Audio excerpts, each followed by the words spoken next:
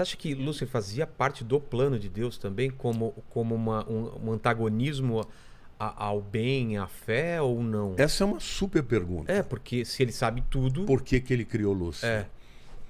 Eu gosto de uma resposta, embora eu entenda que não é... E não é heresia também a gente se fazer essas perguntas, imagino eu, né? Não, eu acho que essas perguntas são necessárias, porque essa é a dúvida das pessoas, né? Não existe, Vilela, amor verdadeiro sem liberdade. Isso eu concordo. Eu imagino um filho seu que tem uma obediência total e o que você fala é lei. Eu não vou nem usar o filho como metáfora, porque filho é uma coisa visceral que você nunca deixa de amar. Mas uma mulher, por exemplo, você é casada há quanto tempo? Aí você me complica. Talvez 6, talvez 7. Eu não sei exatamente, mas vamos dizer que são tudo bem. 7 anos, vai. Você ama a tua esposa? Sim. Imagine que você tivesse... Sim, amor, eu te amo muito. Mas Tô te complicando. Não, tô ganhando pontos aqui. Imagine que você tivesse o poder de obrigar a amar você. Você assistiu aquele filme A Feiticeira?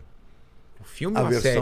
Não, o filme. A versão nova com a Nicole Kidman. Sim. Você lembra que uma determinada hora ela bota um feitiço e ele fica apaixonado por ela? Aí chega uma hora ela fala, pô, mas não é isso que eu quero.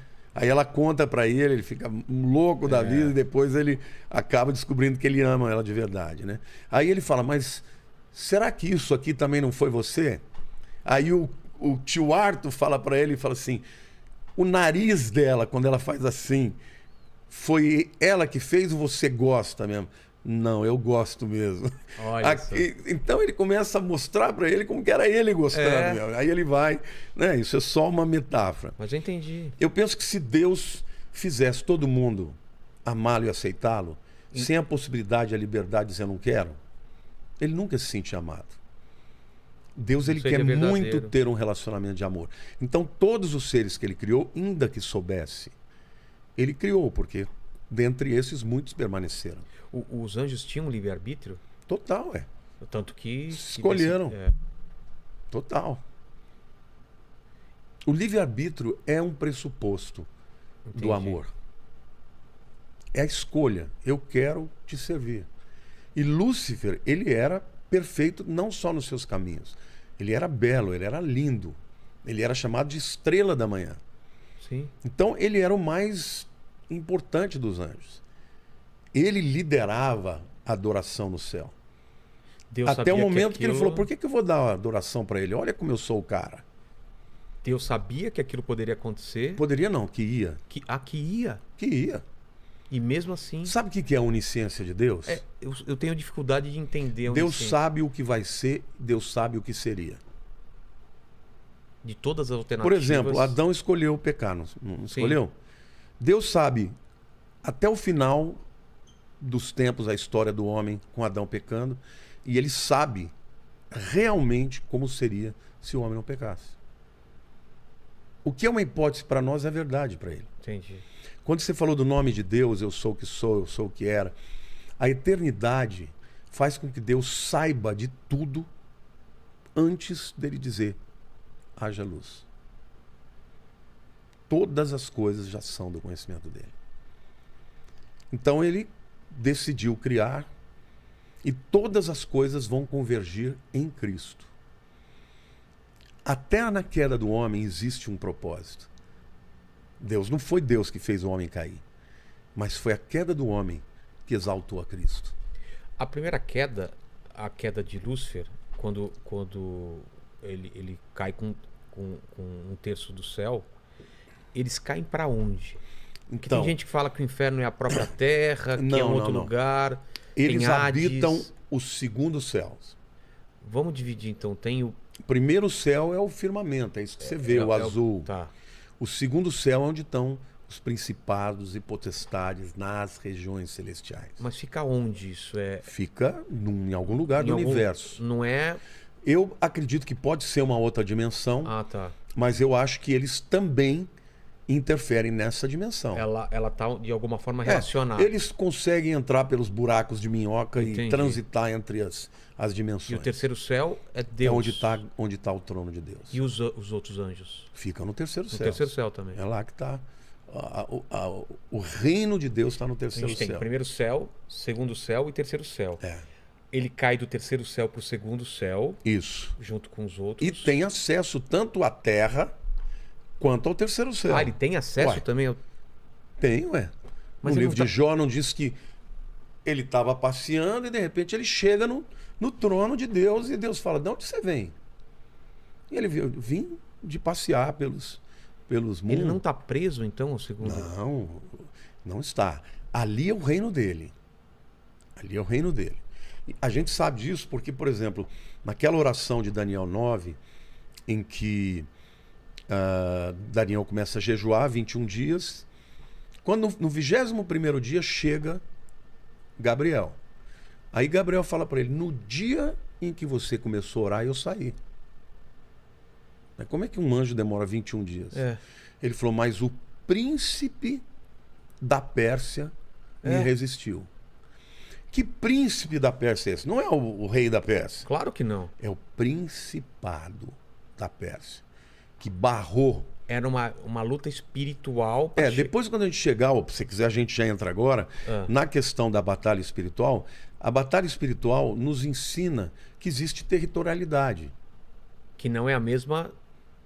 Não, na Terra, aqui. Por exemplo. Na Terra. Aqui, tem a linha que demarca Brasil e Argentina. Isso. Quando fala do príncipe da Pérsia, aquele demônio, principado no grego é arquê.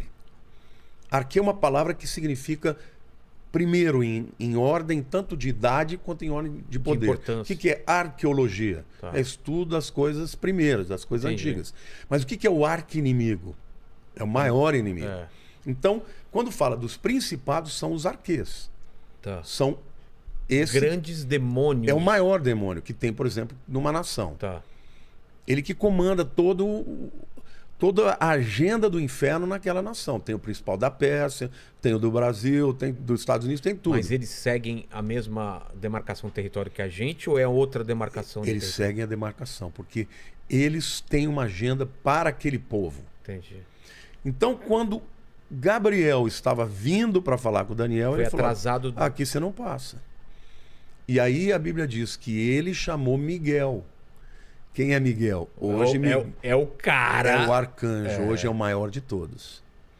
Agora, para dar uma força. Mesmo na hierarquia de Miguel com Lúcifer, no livro de Judas fala que quando Miguel foi contender pelo corpo de Moisés, ele não ousou lançar acusação sobre Satanás. Mas ele disse, o Senhor te repreenda. Ou seja, ele enfrentou Satanás como eu e você devemos enfrentar. No nome de Jesus. Porque na força dele... Mesmo Miguel? Sozinho, talvez ele não conseguisse. Então ele falou, o Senhor te repreenda. Mas quando Miguel se juntou ao Gabriel, eles passaram. E aí, ele, depois de 21 dias, ele chega lá. Então... Ou seja, embora o reino das trevas esteja no segundo céu, eles têm acesso aqui. Mas o reino das trevas, esse segundo céu, é só reino das trevas ou existe também outros anjos, outras coisas que circulam? Não, é óbvio que, por exemplo, eu até fiz agora na época do Natal, fiz alguns vídeos em que eu simulei, peguei de um livro nem me lembro o nome do autor, é um famosão desse, mas eu li o livro dele das histórias de Natal tão lindas, eu traduzi e li. Nossa, ficou lindo. E aí depois fizeram imagens e tal.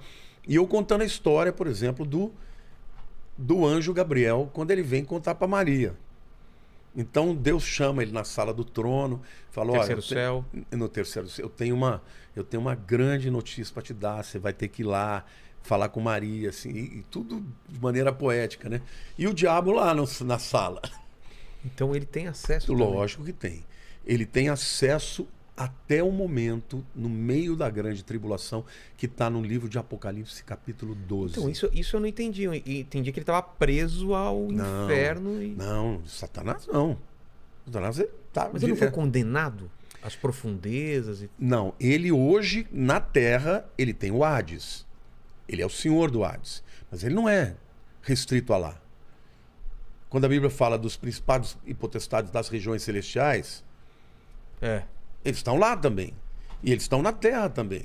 Como é que o demônio possui uma pessoa. Entendi. Se ele estivesse preso no inferno. Existem alguns demônios que estão presos. Quem são esses?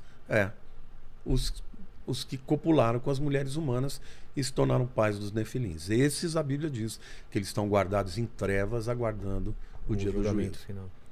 Os outros estão aí, liberados. Tanto é que, por exemplo, aqueles demoniados, aqueles demônios do Gadareno... Filho de Deus, que temos nós contigo, vieste antes da hora, por favor, deixa a gente entrar naqueles portos, porque eles não queriam ir para onde? Vieste nos lançar para o abismo? Eles não queriam ir para o abismo. Então Lúcifer não está nesse abismo ainda? Não, ele está no segundo céu. E ele teme esse abismo?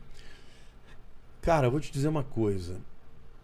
A mentira é algo muito poderoso, né? Algumas vezes eu acho que ele sabe de tudo, que ele conhece o futuro dele, mas que ele odeia tanto que o objetivo dele é destruir e levar o máximo de gente que puder. Mas às vezes eu tenho a sensação de que ele acredita que ele pode vencer a Deus. Entendeu? Entendi. Por quê? Porque ele ainda é o Senhor desse mundo. Jesus diz: eis aí, o príncipe desse mundo vem aí, eu não tenho nada com ele. Ele ofereceu os reinos do mundo para Jesus.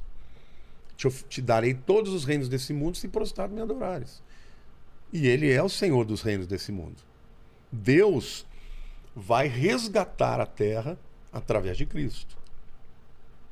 Mas no tempo certo. E nesse interim, cada um faz a sua escolha.